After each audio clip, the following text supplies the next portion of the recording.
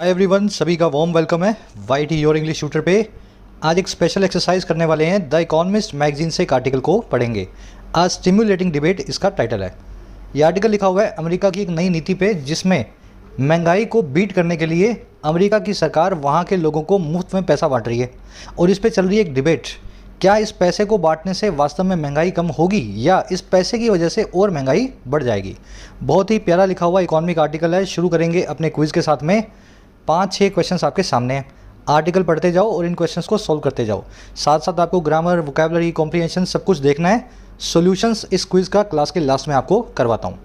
चलिए क्लास को शुरू करते हैं। आउट ऑफ 6 सभी को 6 मार्क्स लेने हैं, ये आपका ऑब्जेक्टिव होना चाहिए। आइए कुछ नया सीखते हैं।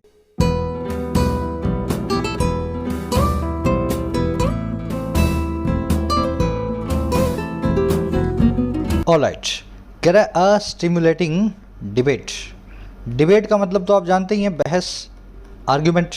स्टिमुलेटिंग का मतलब होता है जो चीज़ आपको स्टिमुलेट करे, जो चीज़ आपको उत्तेजित करे।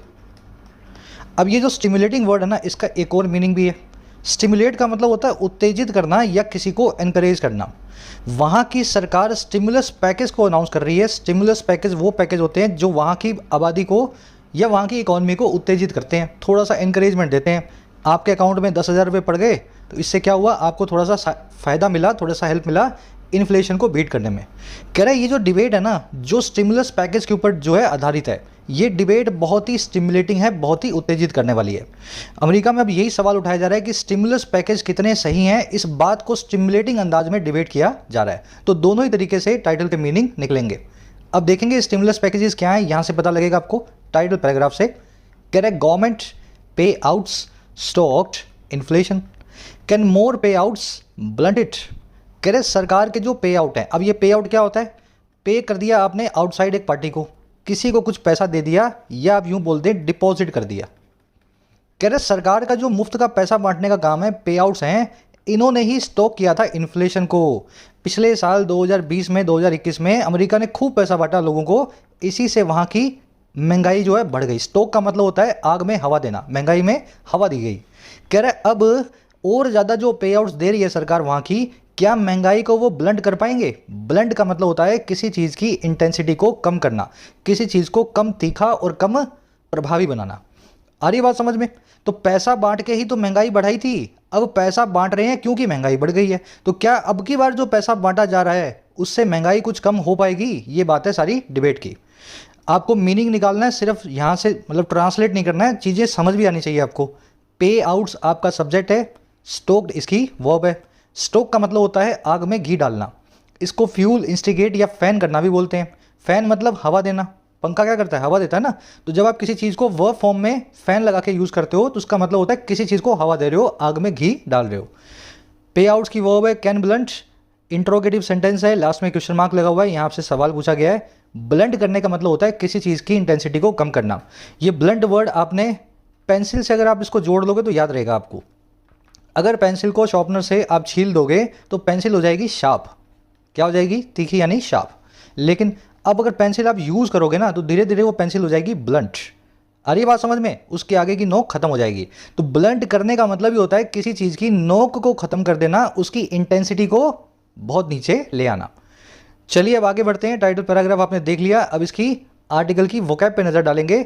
सारे वोकैबुलरी वर्ड्स एक साथ देख लोगे तो आर्टिकल पढ़ने में आपको हेल्प मिलेगी। उसी के साथ में अपनी ऐप को डाउनलोड कर लेना, अगर अभी तक आपने नहीं किया है तो। Y T your English Shooter app के ऊपर इंग्लिश सेक्शन किसी भी एग्जाम का आप कवर कर सकते हैं बड़ी आसानी से। ऐप का लिंक कमेंट सेक्शन में रखा हुआ है। आपको 3 कोर्सेज मिलेंगे ऐप पे। राइटिंग का कोर्स मिलेगा, बैंकिंग का कोर्स मिलेगा और साथ में एसएससी का। राइटिंग कोर्स के अंदर आपको लिखना सिखाया गया है बिल्कुल बेसिक से, किसी भी एग्जाम के लिए एसे, समरी, रिपोर्ट, प्रेसी, है ना, ये सारा काम आप कर सकते हो बहुत आसानी से 60 to 80 आवर्स के अंदर। तो थ्योरी प्लस प्रैक्टिकल दोनों का मिक्सचर है राइटिंग के कोर्स में। एसएससी कोर्स में और बैंकिंग कोर्स में सारा सिलेबस कवर्ड है दोनों एग्जाम्स का। बैंकिंग के अंदर प्रीलिम्स, मेंस, क्लरिकल पीओ, और एसएससी के अंदर all SSC exams, prelims and mains. कोई भी क्वेरी हो कोर्सेज से रिलेटेड, ये नंबर है टीम का, आप इस पर बात कर सकते हैं व्हाट्सअप करके। कोर्सेज को लास्ट के 15-20 दिनों में मत लिया करो, पहले जब टाइम होता है ना तभी कोर्स लेने का फ़ायदा लेना चाहिए। चलिए अभी सारे वर्ड्स को देखेंगे एक एक करके। मैग्नैनिमिटी से शुरू करेंगे, एब्जॉर्ब तक आज सारे वर्ड्स आर्टिकल में आने वाले हैं। मैग्नैनिमिटी, मैग्ना है आपका एनिमस। मैग्ना मतलब बड़ा, एनिमस मतलब दिल या दिमाग। मैग्नैनिमिटी है आपकी या तो दरिया दिली, बड़ा दिल है आपका, या आपका खुलापन, आपके दिमाग का जो खुलापन है उसको बोलते हैं मैग्नानिमिटी, है ना। एनिमस मतलब दिल या दिमाग, मैग्ना हो गया है दिल, दरिया हो गया है, या फिर दिमाग खुला हो गया है। Good leaders accept criticism with magnanimity, अच्छे लीडर जो हैं वो एक्सेप्ट करते हैं अपनी आलोचना को दरिया दिली के साथ में या खुले दिमाग के साथ में। अब मैग्नानिमिटी को ओपन हेडेडनेस भी बोलते हैं, आपका हेड ही ओपन है, खुले दिमाग के आदमी हो। इसको म्यूनिफिसेंस, जेनरोसिटी और लार्जिस भी बोलते हैं। देखो ये दोनों वर्ड्स तो कई बार आ चुके हैं, म्यूनिफिसेंस और जेनरोसिटी। लार्जिस आज एक नया वर्ड आया है, इसका एक स्पेशल मीनिंग होता है किसी को कोई मुफ्त में चीज़ दी जाए, गिफ्ट दिया जाए, फ्री भी दिया जाए, उसको बोलते हैं लार्जिस। ठीक है, सरकार ने मान लो दिवाली पे आपको कुछ दे दिया, 500 रुपये दे दिए, भाई चलो पटाखे बजा लो, तो ये सरकार की लार्जिस है, एक्चुअल में मैग्नानिमिटी का ही सिनोनिम ये बन जाएगा। आज लार्जिस नाम का वर्ड आर्टिकल में देखोगे। मैग्नानिमस इसकी एडजेक्टिव फॉर्म होती है, ये है दरिया दिली, दरिया दिली, और ये है दरिया दिल, जो आदमी मैग्नानिमिटी रखता हो। अगला वर्ड है एक्सैसरबेट, बड़ा ही कॉमन सा वर्ड है, इसका मतलब है चीज़ों को बद से बदतर बनाना। Consumption of sweets can exacerbate your diabetes, मीठा खाना आपकी मधुमेह को, शुगर को, डायबिटीज़ को बद से बदतर बना सकता है, एक्सैसरबेट कर सकता है। वर्सन करना, एग्रावेट करना, एक्सैस्पिरेट करना, तीनों इसके सिनोनिम्स हैं। एग्रावेट नाम का इसका सिनोनिम आर्टिकल में देखेंगे। अगला वर्ड है प्रूडेंस, प्रूडेंस का मतलब होता है समझदारी यानी कि विजडम, केयरफुलनेस। इसी से आपने सुना होगा ICICI prudential plans, insurance plan होते हैं प्रूडेंशियल प्लान्स, वहाँ से इसको कनेक्ट कर लेना, क्योंकि प्रूडेंशियल का मतलब यही है कि जिस आदमी में प्रूडेंस हो, समझदारी वाला आदमी ही इंश्योरेंस लेता है, आईसीआईसीआई प्रूडेंशियल प्लान लेता है। समझ रहे हो, तो इस तरीके से आप कनेक्ट कर सकते हो ब्रांड्स के साथ में वर्ड्स को। चलिए, प्रूडेंस की एडजेक्टिव फॉर्म है प्रूडेंट, जिसको आप आर्टिकल में देखने वाले हैं। The old man calmed a voice crowd with his prudence, इस बूढ़े आदमी ने शांत कर दिया एक वॉयलेंट क्राउड को, एक बहुत ही हिंसक भीड़ को, और कैसे? अपनी बुद्धिमानी से और अपनी समझदारी से, विजडम और प्रूडेंस से। ठीक है, तो प्रूडेंस नाम का वर्ड इसका एडजेक्टिव आर्टिकल में आएगा। नेक्स्ट वर्ड है बिंज ऑन, कई बार आपको करवाया मैंने ये वर्ड। बिंज ऑन का मतलब होता है किसी चीज़ पे टूट पड़ना, और वो चीज़ जो आपको बड़ी पसंद है।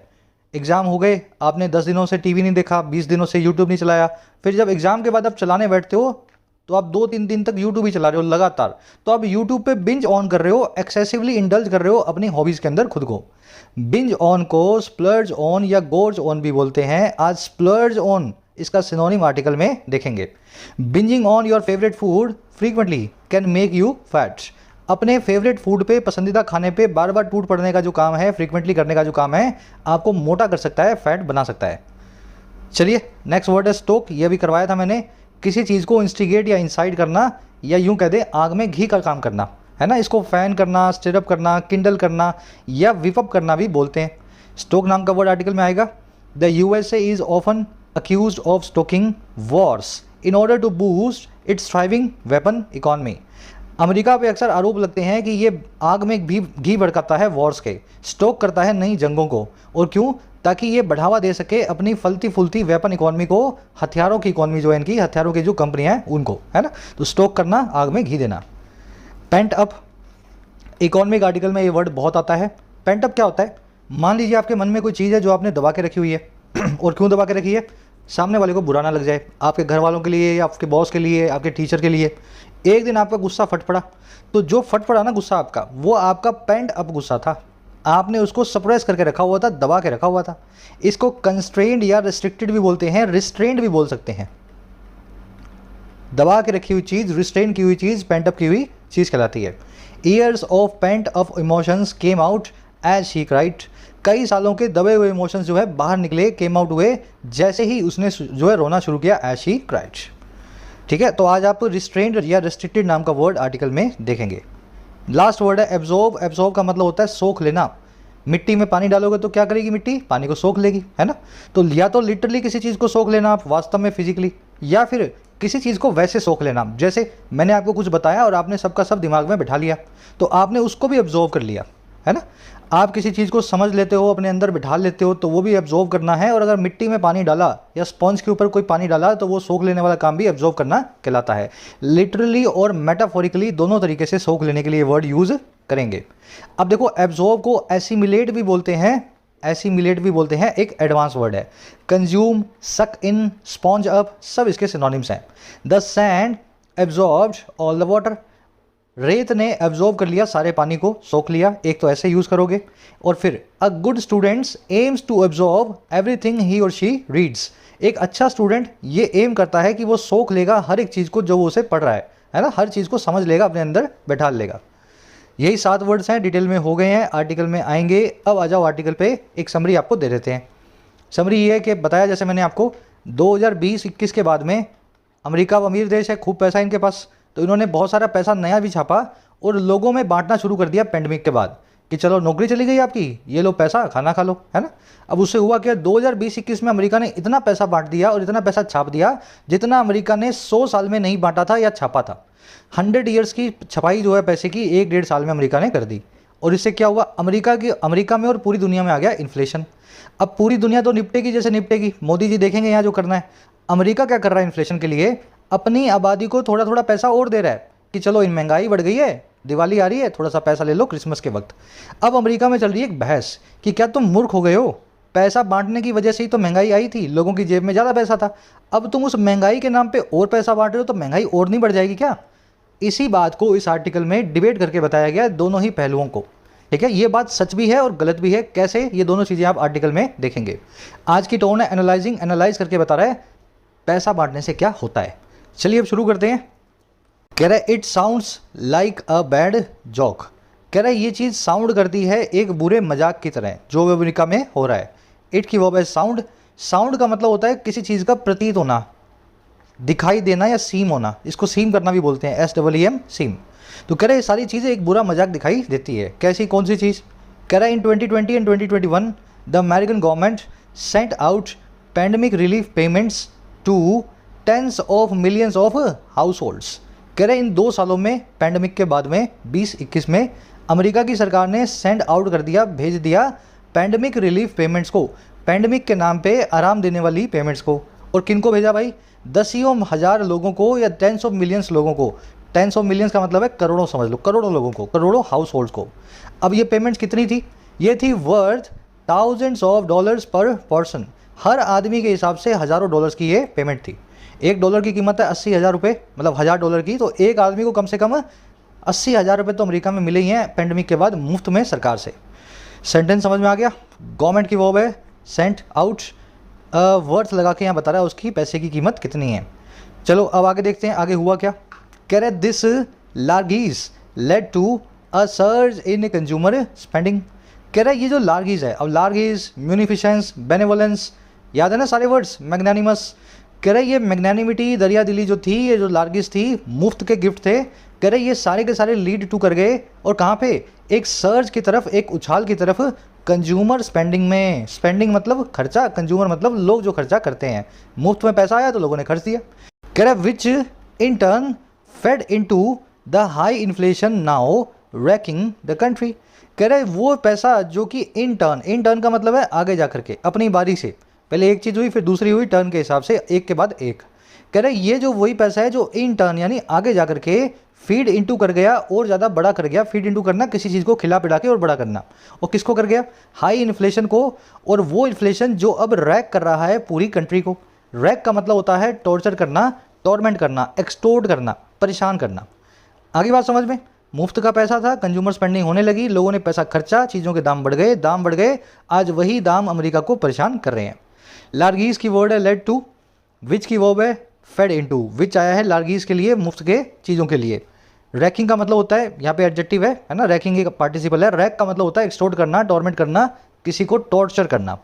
अच्छा जी आगे क्या हुआ जी, आगे ये हुआ so California is trying to help its residents. अब डैश लगा के बता रहा है by sending out inflation relief payments to millions of households worth up to $1,000। कह रहा है इसलिए इन्फ्लेशन बढ़ने की वजह से कैलिफोर्निया नाम की जो स्टेट अमेरिका की वो कर रही है ट्राई। और क्या करने की ट्राई, कि वो मदद करे अपने रेसिडेंट्स की, अपने सिटीजन्स की। और कैसे, bye sending out, send out करके, फिर से भेज करके इन्फ्लेशन रिलीफ पेमेंट्स को। और किन के लिए, जो है अगेन करोड़ों लोगों के लिए, मिलियंस ऑफ हाउस होल्ड्स के लिए। और ये पेमेंट्स है वर्थ, इस कीमत की अप टू $1,000, $1,000 तक की। चलो समझ में आ गया सेंटेंस। कैलिफोर्निया की वर्ब है इज ट्राइंग। ज्योग्राफिकल लोकेशन है, अपने आगे द नहीं लेगी। जैसे इंडिया में राजस्थान के आगे, गुजरात के आगे द नहीं लगाते हो, तो वैसे भी वहाँ कैलिफोर्निया या न्यूयॉर्क के आगे आपको द नहीं लगाना है ना।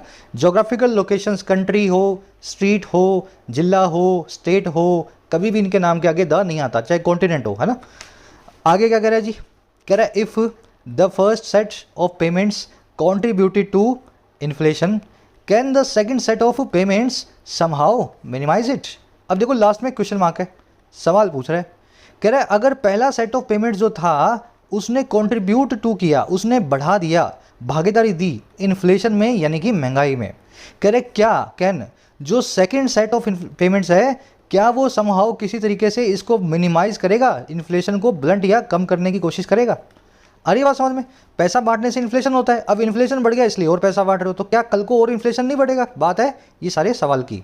फर्स्ट सेट ऑफ पेमेंट्स की वर्ब है कंट्रीब्यूट टू, कंट्रीब्यूट के बाद में हमेशा टू लगाए जहाँ भी आप कंट्रीब्यूट कर रहे हैं। कंट्रीब्यूट इन नहीं होता, कंट्रीब्यूट बाय, कंट्रीब्यूट विद, ऐसा कुछ नहीं लगता है, कंट्रीब्यूट के बाद लगता है to. Second set of payments की वर्ब है कैन मिनिमाइज, हेल्पिंग वर्ब से सेंटेंस को शुरू किया गया है, मेन वर्ब को सब्जेक्ट के बाद में रखा गया है ना। सेकंड सेट ऑफ पेमेंट्स के बाद में मेन सब्जेक्ट को रखा गया है, मेन वर्ब को रखा गया है, हेल्पिंग वर्ब पहले है। तो ये इसलिए हुआ है क्योंकि सेंटेंस में इन्वर्जन किया गया है, क्वेश्चन मार्क लगा हुआ है, इसलिए हेल्पिंग वर्ब सब्जेक्ट से पहले आ जाती है। जब भी आप सवाल पूछोगे किसी से, सवाल क्वेश्चन मार्क लगा के, हेल्पिंग वर्ब को आपको सब्जेक्ट के पहले लाना ही पड़ेगा। अब इस हेल्पिंग वर्ब को अपने गुलाबी कर देते हैं ताकि सबको समझ में आए। चलो आओ अब नेक्स्ट पैराग्राफ पे, कितने पैसे और क्यों और कैसे बांटे जाएंगे। कह रहा जी the short answer is simple, इस ऊपर वाले सवाल का सीधा सीधा जवाब जो है, सिंपल शॉर्ट आंसर जो है वो बड़ा सीधा सा है। क्या है जी, कह रहा जी extra infusions of cash risk aggravating the very problem they are attempting to solve. कह रहे जो एक्स्ट्रा इन्फ्यूजन है, इन्फ्यूजन का मतलब होता है फिल इन करना, भर देना। कह रहे एक्स्ट्रा जो भरे जाने का काम है कैश को लोगों की जेबों में, लोगों की पॉकेट्स में, कह रहे ये काम रिस्क कर सकता है। और क्या ये रिस्क करेगा, बद से बदतर बनाना, एग्रावेट करना, एक्सेस्पिरेट करना, ये एक्सेसरबेट करना। और किसको, उसी खास प्रॉब्लम को, उसी वेरी समस्या को, जिस समस्या को वो लोग कोशिश कर रहे हैं सॉल्व करने की।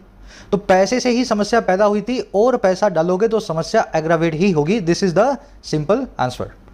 इन्फ्यूजन्स की वर्ब है रिस्क, रिस्क यहाँ पे ग्रामर कॉन्सेप्ट है इसलिए अपने इसको गुलाबी नहीं कर रहे, कर देता हूँ, चलो गुलाबी भी कर देता हूँ।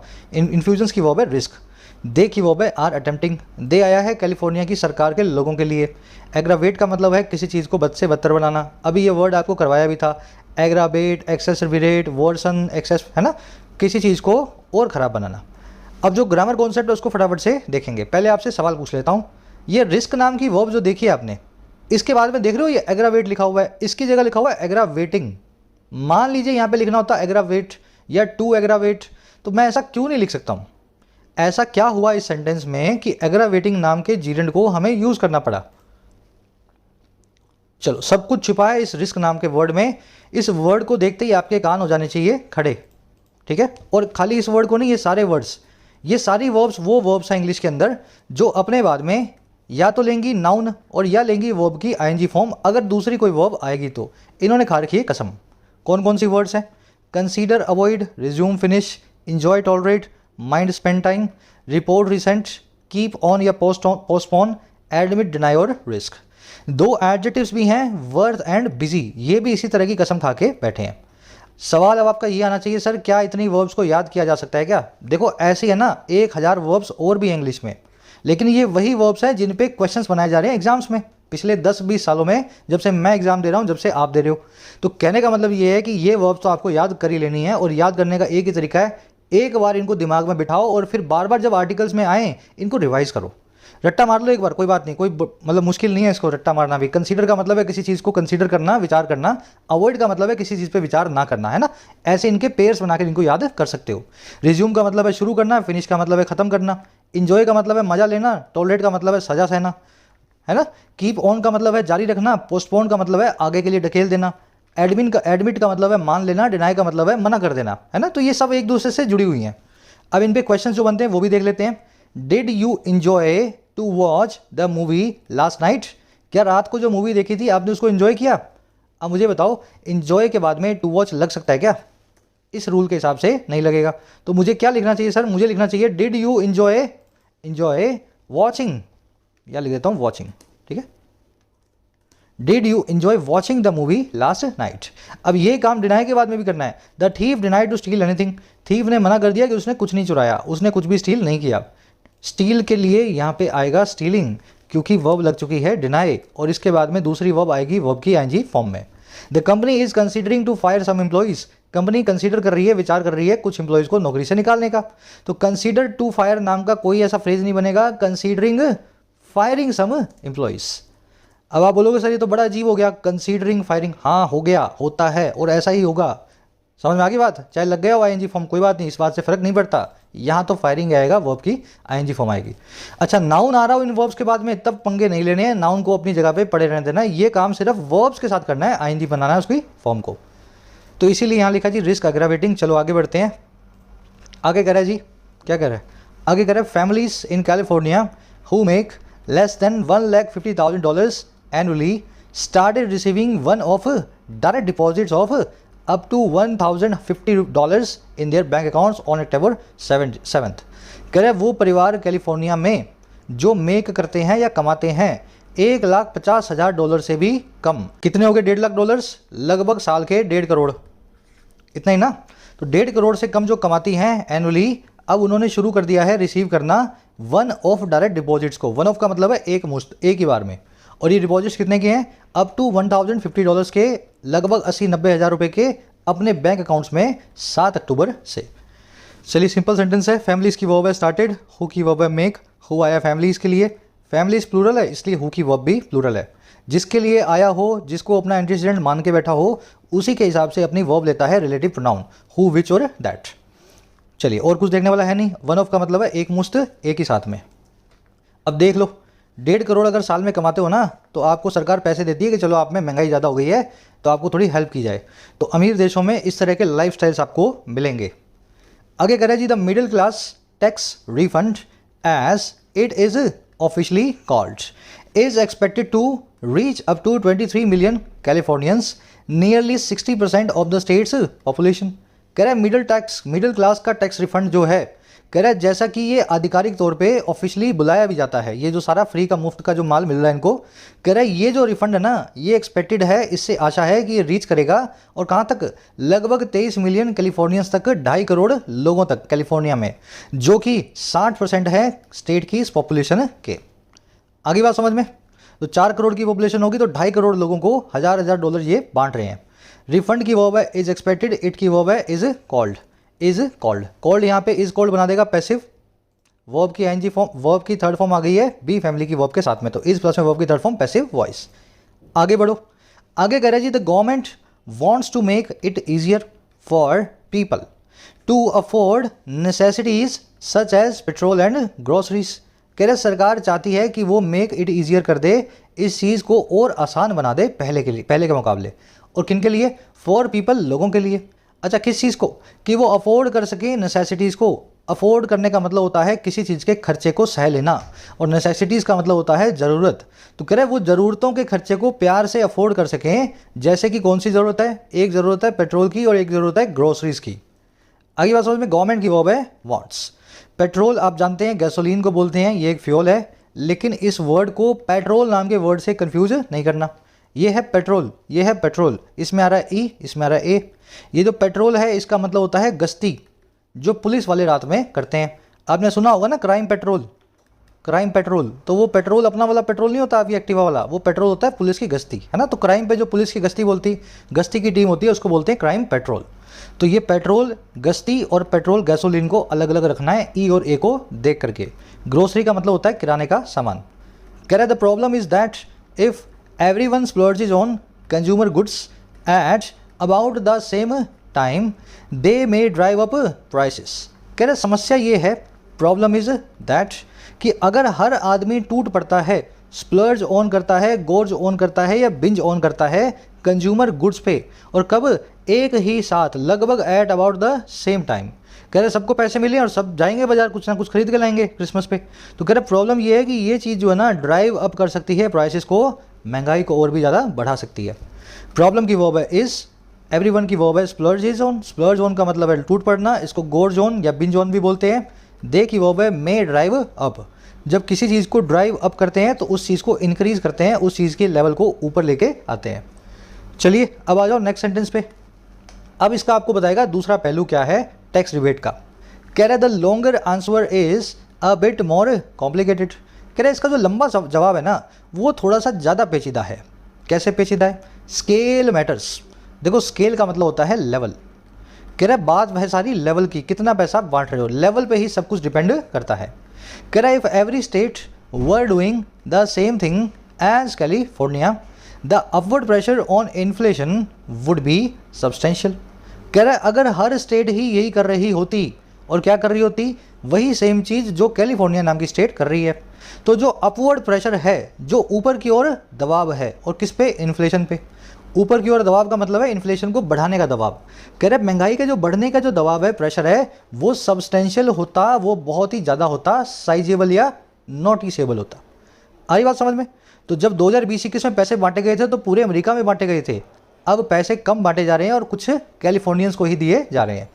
स्टेट की वर्ब है वर डूइंग, अपवर्ड प्रेशर की वर्ब है वुड बी। अब यहाँ पे लेंगे एक ठंडी सी सांस और मुझे बताएंगे आप सभी कंडीशनल कौन सा यूज़ हुआ है यहाँ पे। कंडीशनल्स करवा चुका हूँ, बेसिक्स में बहुत डिटेल में कर चुके हो आप, तो ये तो बहाना है नहीं सर हमें आता नहीं है, आता सभी को है ना, नहीं आता तो देख लो बेसिक्स। कंडीशनल यहाँ लगा है सेकंड कंडीशनल। अगर ऐसा हो तो ऐसा हो जाए, अगर ऐसा हो तो ऐसा हो जाए। इसकी खूबी ये होती है कि इसमें यूज़ की जाती है फर्स्ट क्लोज में इफ़ के साथ में वर्ब की सेकंड फॉर्म, और सेकंड क्लोज में यूज़ किया जाता है वुड को। जैसे अगर मैं पीएम बन जाऊं या अगर मैं पीएम हूं तो मैं जो है ना रिफॉर्म कर दूं, सुधार ले आऊं एजुकेशन और हेल्थ सेक्टर में सबसे पहले। अब ये सेंटेंस जो मैंने लिखा है ना सेकंड कंडीशन के हिसाब से गलत है, क्योंकि यहाँ यूज़ करनी थी सेकंड फॉर्म वर्ब की। अब सेकंड फॉर्म यूज़ तो की है मैंने वॉज, लेकिन दिक्कत ये है इस कंडीशनल में कभी भी वॉज को यूज़ नहीं करना होता, आपको यहाँ लगाना है वर। आई बात समझ में? मान लो यू लिखा होता, मान लो ही लिखा होता तो भी, शी लिखा होता तो भी, सब्जेक्ट को देख के वर्ब नहीं आएगी, वॉज और वर्ब में से वर को चूज किया जाएगा सेकंड कंडीशनल के अंदर। तो if he were the PM, यहाँ पे भी ही कर दूं फिर, ठीक है, तो he will make reform, he will reform the education and health sector first. अब देखो यहाँ भी विल नहीं आएगा, यहाँ आएगा वुड। इसकी फॉर्म मैं लिख के देता हूँ स्ट्रक्चर पूरी, जिन लोगों को नहीं आती है ना। इसमें क्या होता है जी, इफ़ के साथ में आता है V2, क्या आता है V2, और आगे जो क्लोज आएगा उस क्लोज के अंदर आएगा वुड प्लस में वर्ब की बेस फॉर्म। तो ये इसकी स्ट्रक्चर को आपको याद रखना है, सेकंड कंडीशनल को ऐसे ही बनाया जाता है। इसमें पास्ट की सेकंड फॉर्म लगती है, लेकिन ये बात फिर भी फ्यूचर की करता है, अनरियल फ्यूचर को बताता है। अगर पीएम हो जाए तो ऐसा कर दें, अगर ऐसा हो जाए तो ऐसा हो जाए। समझ में आ गया? बढ़े आगे, चलो। ये सब्सटेंशियल वर्ड को देख लेना, इसका मतलब होता है जो आकार में साइज में बहुत बड़ा हो, सब्सटेंशियल।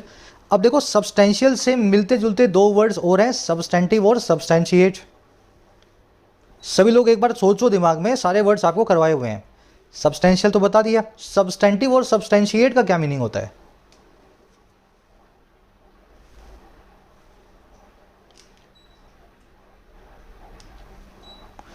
देखिए सब्सटेंटिव का मतलब होता है जो बहुत गंभीर हो, ग्रेव हो, थॉटफुल हो, थॉटफुल हो। इसके लिए एक और अच्छा वर्ड है पेंसिव, लिख देता हूँ यहाँ पेंसिव। अगर कोई बात कर रहे हो गंभीर बात किसी से तो आप सब्सटेंटिव डिस्कशन कर रहे हो। कोई प्लान बनाया आपने बहुत सोच समझ करके तो सब्सटेंटिव प्लान है। और सब्सटेंशिएट एक वर्ब है, इसका मतलब होता है किसी चीज़ को सपोर्ट करना, कोरोबोरेट करना। जैसे एक गवाह ने बोला कि मैंने इस आदमी को मर्डर करते हुए देखा, फिर दूसरे ने भी बोला हाँ जी हाँ जी हाँ जी मैंने भी देखा था, तो उसने दूसरे ने पहले वाले की बात को सपोर्ट या कोरोबोरेट किया, उसकी बात को समर्थन दिया। तो ये समर्थन देना, ये गंभीर और ये बहुत ही बड़ा आकार में साइजेबल या नोटिसेबल, तीनों अलग वर्ड्स हैं, ध्यान रखना, आज के क्विज में पूछे जाएंगे। आगे बढ़ते हैं। कह रहे जी if however it were just California the effects would be less worrisome. Again second conditional. कह रहा है हालांकि अगर ये सिर्फ कैलिफोर्निया ही हो, इट वर जस्ट कैलिफोर्निया, सिर्फ कैलिफोर्निया ही काम कर रहा हो, तो इफ़ेक्ट्स जो हैं वो होते बहुत ही कम वरीसम, बहुत ही कम चिंताजनक। वरीसम मतलब जो आपको वरी करवाए, चिंता दिलाए। इट की वर्ब है वर, इफेक्ट्स की वर्ब है वुड बी। सेकंड कंडीशनल है, इट के साथ में वॉज नहीं आएगा, वर आएगा। पास्ट सब्जेक्टिव मूड लगाया जाता है, प्लूरल वर्ब को यूज़ करते हैं। कह रहा जी nearly 20 other states have given tax rebates और पेमेंट्स टू रेसिडेंट्स कह रहा है लगभग 20 स्टेट्स ने दे चुकी हैं वो टैक्स रिबेट्स को या मुफ्त के पैसे को, पेमेंट्स को वहाँ के लोगों को। कह रहा है but most are providing less than California, इनमें से ज़्यादातर जो हैं प्रोवाइड कर ली हैं कैलिफोर्निया से कम, यानी $1000 से भी छोटी अमाउंट को। तो इस मामले में स्केल बड़ा नहीं है, पैसे तो बढ़ रहे हैं लेकिन बहुत ही कम बढ़ रहे हैं। चलो सिंपल सेंटेंस है, आगे बढ़ते हैं लास्ट पैराग्राफ पे। लास्ट है या सेकंड लास्ट है। कह रहा जी टाइमिंग मैटर्स टू, टाइमिंग जो है पूरे मामले की वो भी मैटर करती है। कैसे करेगा? कह रहा part of the reason that the federal government's stimulus payments during the pandemic fuelled rising prices is that the production of goods was so constrained at the time. कह रहा है वो रीजन जो है, जो कारण है, उसका एक हिस्सा ये है, और कारण कौन सा? दैट वो ये कि फेडरल जो गवर्नमेंट का स्टिमुलस पेमेंट था, फेडरल गवर्नमेंट मतलब अमेरिका की केंद्र सरकार, तो अमेरिका की केंद्र की सरकार का जो स्टिमुलस पेमेंट था, स्टिमुलस याद है ना, एनकरेजमेंट करने वाला, बढ़ावा देने वाला, तो अरे बढ़ावा देने वाली जो पेमेंट थी महामारी के दौरान, इन्होंने फ्यूल किया था राइजिंग प्राइसेस को, इन्होंने बढ़ावा दिया था, इन्होंने स्टॉक किया था बढ़ती हुई महंगाई को। कह रहा उसका एक रीजन का छोटा सा हिस्सा ये भी है, दैट वो ये कि प्रोडक्शन जो थी ना गुड्स की, सामान की जो मैन्युफैक्चरिंग थी, वो बहुत कंस्ट्रेंड थी, बहुत लिमिटेड थी, बहुत ज़्यादा सप्रेस थी एट द टाइम, उस वक्त पे। और इससे क्या हुआ? अब आगे कॉलम लगा बता रहे, companies responded to increased demand more by raising prices rather than by increasing output. और कंपनी ने रिस्पॉन्ड टू किया बढ़ी हुई डिमांड को, कंपनी ने अपनी प्रतिक्रिया दी बढ़ी हुई मांग पे, और ज़्यादा कैसे दी? रेज करके अपने प्राइसेस को, बजाय रादर देन इंक्रीज करके अपनी प्रोडक्शन को, अपने आउटपुट को। जैसे ही लोगों को फ्री में पैसा बढ़ता है तो लोग बाजार जाते हैं, सामान खरीदते हैं, सामान की कीमतें, सामान की डिमांड बढ़ती है। अगर उस डिमांड के सामने कंपनी नया सामान और ज़्यादा ना बनाए तो कंपनी उसी सामान के दाम को बढ़ा देती है, क्योंकि अब सबकी जेब में पैसा है। तो बस यही कुछ हुआ था पैंडेमिक के वक्त में, जब सारी की सारी मैन्युफैक्चरिंग तो बंद हो रखी थी लॉकडाउन की वजह से। पार्ट की वर्ब है इज, पेमेंट्स की वर्ब है फ्यूल्ड, प्रोडक्शन की वर्ब है वॉज, कंपनीज की वर्ब है रिस्पॉन्डेड टू। रिस्पॉन्ड के बाद में हमेशा टू लगा के बताएं जिस भी चीज़ के सामने आप प्रतिक्रिया दे रहे हैं। कंस्ट्रेंड, रिस्ट्रेंड, लिमिटेड, सप्रेस्ड, जो दबा हुआ हो, जो समझ गए ना, सीमित हो। आउटपुट का मतलब होता है प्रोडक्शन। कह रहा है a steady improvement in supply chains over the past year should make it easier to absorb any sudden increases in demand. कह रहे हैं लेकिन इस बार जो एक स्टडी इंप्रूवमेंट आया है सप्लाई चेन्स में, और कब? पैंडेमिक के पिछले एक साल में, पैंडेमिक आने के बाद। कह रहे हैं इस चीज़ को इसे आसान बना देना चाहिए, और वो चीज़ है एब्जॉर्ब करना, सोख लेना किसी भी आई हुई नई सडन डिमांड इंक्रीज को, जो है डिमांड के अंदर। तो अब तो सप्लाई चेन बहुत अच्छी हो गई है, जैसे ही लोगों की डिमांड बढ़ेगी कंपनियां ज़्यादा प्रोड्यूस करेंगी, प्राइस को बढ़ने नहीं देंगी। इंप्रूवमेंट की वर्ब है शुड मेक, एब्जॉर्ब का मतलब है सोख लेना, एसिमुलेट कर लेना, स्पॉन्ज अप कर लेना, सक इन कर लेना। दिखाया था ना वर्ड आपको, सोख लेना। फिर कह रहे जी the upshot is that the Californian handouts will probably have a negligible impact on inflation while providing some help to their recipients. कह रहे जो अपशोर्ट है, जो एडवांटेज है, जो अच्छी बात है, अपशोर्ट मतलब अच्छी चीज़, किसी चीज़ की मेरिट्स। तो अपशोर्ट यही है कि कैलिफोर्निया के जो हैंड आउट्स दिए जा रहे हैं ना, इस बार जो पैसा दिया जा रहा है, हैंड में आउट किया जा रहा है, कह रहा है वो प्रोबेबली नेग्लिजिबल इंपैक्ट रखेगा वहाँ की महंगाई पे, इन्फ्लेशन पे। और कैसे ये सारा काम करेगा? ये प्रोवाइड करते हुए कुछ हेल्प को, कुछ मदद को कैलिफोर्निया में रहने वाले लोगों के लिए। तो इस बार ये पेमेंट्स सही हैं, महंगाई को बढ़ाने वाली नहीं है। कहने का मतलब ये सेंटेंस समझ गए। अपशोर्ट की वर्ब है इज, अपशोर्ट का मतलब है अच्छी बात। हैंडआउट्स की वर्ब है विल हैव। प्रोवाइडिंग यहाँ पे प्रेजेंट पार्टिसिपल साइमल्टेनियस एक्शन है, जब इसका इंपैक्ट नेग्लिजिबल होगा, जब इसका असर इन्फ्लेशन पे ना के बराबर होगा। नेग्लिजिबल मतलब क्लोज टू जीरो, तब ये प्रोवाइड भी कर रहा होगा कुछ मदद को। ये जो प्रोवाइडिंग है ये बन गया पीपीएसए। चलो आओ नेक्स्ट लास्ट पैराग्राफ पे। अब ये अपना वर्डिट बताएगा क्या हुआ लास्ट में। लास्ट में कह रहा है जी the state announced in May that it had a record surplus of $97.5 billion thanks to higher than expected tax revenue. कह रहा है स्टेट ने अनाउंस किया, कैलिफोर्निया ने, कि मई के अंदर इसके पास एक रिकॉर्ड सरप्लस था इतने डॉलर्स का, $97.5 बिलियन का। कह रहा और किस लिए था? ये था थैंक्स टू। थैंक्स टू का मतलब होता है बिकॉज ऑफ। ये था because of higher than expected tax के रेवेन्यूज़ की वजह से, टैक्स से आने वाली कमाई की वजह से। तो $97.5 बिलियन तो इनके पास बच गए खर्चा वर्चा करने के बाद। अरे बात समझ में। स्टेट की वर्ब है अनाउंस्ड, इट की वर्ब है हैड। इट आया स्टेट के लिए, कैलिफोर्निया के लिए। सरप्लस का मतलब होता है एक्सेस मनी। थैंक्स टू का मतलब होता है बिकॉज ऑफ। थैंक्स टू का मतलब क्या होता है जी? Because of. जैसे आप बोलेंगे कि बढ़ती हुई महंगाई की वजह से हमारी करेंसी अपनी वैल्यू को खो रही है, तो मैं बोलूँगा because of rising inflation the currency is losing its value. अब इसको मैं ऐसा भी लिख सकता हूँ, बिकॉज ऑफ की जगह thanks to rising inflation the currency is losing its value. ठीक है ना, थैंक्स टू को आप इस तरीके से यूज़ करना सीखें। आज के क्विज में पूछा जाएगा आपसे थैंक्स टू कैसे यूज़ करना है। चलो जी आगे बढ़ते हैं। आगे कह रहा है जी California is handcuffed by its own laws about how it can deploy surpluses. कह रहा है कैलिफोर्निया हैंडकफ्ड है, कैलिफोर्निया बंधा हुआ है हथकड़ियों में। हैंडकफ्ड का मतलब होता है टाइड होना, हथकड़ियों में बंधा होना। और किसके द्वारा? अपने खुद के कानूनों के द्वारा ही बंधा हुआ है। और किस बारे में? इस बारे में अबाउट कि कैसे ये डिप्लॉय कर सकता है, कैसे ये इस्तेमाल कर सकता है अपने सरप्लस को, अपनी बचत को।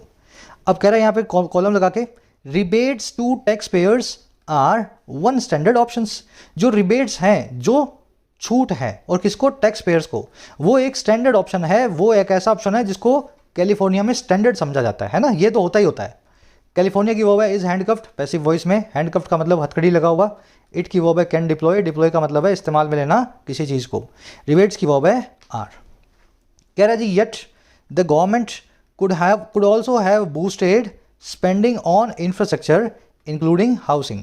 कह रहा है फिर भी जो सरकार थी ना वहाँ की, वो साथ ही साथ बूस्ट भी कर सकती थी, बढ़ावा भी दे सकती थी स्पेंडिंग को, जो है वहाँ के ढांचे की, इंफ्रास्ट्रक्चर की, वहाँ की सड़कों की, ब्रिजेस की। कह रहा है जिसमें शामिल है हाउसिंग मार्केट, वहाँ के घर।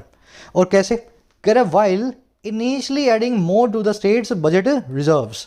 कह रहा है जब वहीं दूसरी तरफ, वाइल बता रहा है उसी वक्त पे एक दूसरी बात भी हो रही है। कह रहा है वहीं दूसरी तरफ शुरू में ही ऐड टू करते हुए, बढ़ाते हुए स्टेट के बजट रिजर्व्स को। तो 97 मिलियन तो सारे तो खर्च नहीं करने हैं, इसमें से 30-40 बिलियन डॉलर अगले साल के लिए रख लो जो काम आ जाएंगे। तो बाकी बचा हुआ हाउसिंग पे भी लगा सकते थे, वहाँ के लोगों को घर भी बनवा के दे सकते थे। तो ये काम भी वहाँ की सरकार कर सकती थी, लेकिन उसने नहीं किया। कह रहा है अब ये जो चीज़ है ना, ये जो स्टेट बजट रिजर्व्स में डालने का काम, कह रहा है जी only prudent given the downshift in the economy. ये कह रहा है ये सबसे प्रूडेंट बात है, या ये प्रूडेंट बात ही है, एक समझदारी बात ही है, गिवन यानी देखते हुए एक डाउन शिफ्ट को, एक मंदी को पूरी इकोनॉमी में, अर्थव्यवस्था के अंदर। सेंटेंस सिंपल है, बस बता रहा है कि ये भी सरकार वहाँ की कर सकती थी। अब गवर्नमेंट की वर्ब है could have also boosted. Could have V3 का मतलब होता है ऐसा हो सकता था। ये तीनों स्ट्रक्चर्स आपको मैंने करवाई हुई हैं, should have V3, could have V3 और could have V3। Should have V3 मतलब ऐसा होना चाहिए था। अब कई बार बोलते हो ना यार टीम तो जीतनी चाहिए थी यार, कैसे हार गई, है ना, तो टीम शुड हैव वन। ऐसा हो जाता तो वुड हैव V3, और ऐसा हो सकता था तो कुड हैव V3। तीनों को याद रखना। इनमें याद रखने की एक चीज़ ये भी है कि इनके बाद में हैव आता है। मान लीजिए सब्जेक्ट सिंगुलर भी हो, मॉडल वर्ब अपने बाद में वर्ब की बेस फॉर्म लेगी। कुड, वुड, शुड ये सब अपने बाद में हैव को लेते हैं, जो कि हैव फैमिली की बेस फॉर्म है। हैज़ मत लगाया ना, ऐसे हैड मत लगाया ना, कभी भी ऐसा हैज़, हैड, कुड के, वुड के, शुड के बाद में नहीं आएगा। आज के क्विज में यूज़ होगा ये कॉन्सेप्ट भी। प्रूडेंट का मतलब है समझदारी बड़ा, वॉइस। आगे कह रहा है जी but politically that would have been rather dull. कह रहे लेकिन सियासी तौर पे, राजनीतिक तौर पे ये सब काम जो है डल दिखाई देते, थोड़े से कम एक्साइटिंग दिखाई देते, है ना। पैसा लग रहा है रोडों ब्रिजों पे तो लोगों को तो ज़्यादा मज़ा नहीं आएगा, लोग को तो मज़ा तब आता है जब पैसा उनके अकाउंट में जाए, है ना, तो ये थोड़ा सा डल दिखाई देता। कह रहा है वर्ड्स एक्साइटिंग। एक्साइटिंग क्या है? एक्साइटिंग है द मैसेज, ये वाला मैसेज। और मैसेज कौन सा है? Chaching you have just received a deposit. आपको अभी अभी एक डिपॉजिट मिला है, आपके अकाउंट में अभी भी पैसे पड़े हैं। अब ये टचिंग क्या होता है ये आपको अलग से ले जाके समझाते हैं थोड़ा सा। एक सेकंड, इसकी आवाज़ मैं थोड़ी सी तेज़ कर देता हूँ ना। तो टचिंग होती है ये वाली वॉइस। अब इसको सुनोगे तो आपको समझ में आ जाएगी सुनते ही। फिर से सुनाऊँ? कब आती है वॉइस? सिक्के खनकते हैं जब, है ना, स्लॉट मशीन में। तो बस वही, ये मैसेज आया आपके यहाँ पे, मतलब दिमाग में आपके सिक्के खनके, इसको आवाज़ को बोलते हैं चचिंग। तो ये डिपॉजिट की जो आवाज़ है, जो मैसेज है, ये सबसे ज़्यादा एक्साइटिंग लोगों को लगता है। चलिए, सिंपल आर्टिकल सिंपल तरीके से आपने पढ़ लिया। जो चीज़ें सीखी हैं साफ साफ सुंदर सुंदर नोट्स बनाओ, क्लासेस में रेगुलर रहो। इंग्लिश बहुत आसान है, मुश्किल है रोज़ रेगुलर रह के पढ़ाई करना। 5-6 क्वेश्चन आपके सामने हैं। फर्स्ट में आपसे पूछा है कि कैश डिपॉजिट्स को इंफ्रास्ट्रक्चर स्पेंडिंग के जरिए की बजाय कैलिफोर्निया ने क्यों प्रीफर किया? तो इसका जवाब है इस आवाज़ में, है ना, अभी भी आपको बताया था। तो कैश डिपॉजिट इसलिए प्रीफर किए गए क्योंकि ये आवाज़ सबको अच्छी लगती है। तो देख लेना, इन चारों में से जो आंसर बनता है अपने हिसाब से निकाल लेना। फर्स्ट कमेंट में, इसी वीडियो के नीचे आंसर रखा हुआ है। नीचे जाओ पिंड कमेंट में, फर्स्ट कमेंट जो पिंड है उसमें आंसर रखा हुआ है। सेकंड में आपसे पूछ रहा है हाउ डू कैश डिपॉजिट्स या freebies stock inflation. Cash deposits और जो फ्रीबीज होती हैं वो इन्फ्लेशन को कैसे बढ़ाती हैं? तो ये आपने पूरा आर्टिकल पढ़ा तो आपको अच्छे से पता लग गया होगा कि लोगों की जेब में पैसा आने पे महंगाई क्यों बढ़ती है। तो सही आंसर को आपको चूज करना है, 4 ऑप्शन आपके सामने है। थर्ड में, एक सेकेंड, क्लोज टेस्ट है। इसमें क्या करना है जी, यहाँ पे बताना है कंसीडर वर्ब के बाद में कैसी वर्ब को यूज़ करोगे, किस टाइप की वर्ब को। और फोर्थ में बताना है शुड हैव V3 या कुड हैव V3 या वुड हैव V3 को किस तरह से यूज़ किया जा सकता है। फोर्थ वाला देख लेना, थोड़ा ट्रिकी है, बहुत आसान नहीं है, मुश्किल लगेगा आपको। पांचवें में पूछा है थैंक्स टू को एक सेंटेंस में कैसे यूज़ किया जा सकता है, तो यूज़ करके बताओ, एक सेंटेंस बनाओ इंग्लिश में जिसमें थैंक्स टू कहीं पे आता हो। यूपीएससी में ये क्वेश्चंस बहुत आ रहे हैं आजकल, है ना, फ्रेज को यूज़ करके दिखाओ।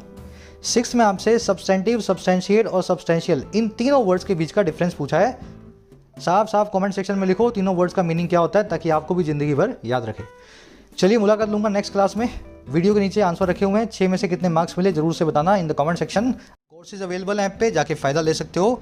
टाइम रहते ही कोर्सेज का फ़ायदा लेना है, ऐसा ना हो लास्ट मोमेंट पे आकर के आप मैसेज करें सर 15 दिन रह गए, 1 महीना रह गया। अभी जब वक्त है पढ़ने का तो पढ़ाई पे पूरा ध्यान दो। कंटेंट सारा अवेलेबल है एप्लीकेशन पे, राइटिंग का, एसएससी का और बैंकिंग का। ऐप को जाओ, कमेंट सेक्शन से डाउनलोड करो, फर्स्ट कमेंट से लिंक रखा है। कोई भी क्वेरी हो, ये नंबर है व्हाट्सएप का, टीम से आप मैसेज करके बात कर सकते हैं व्हाट्सएप पे।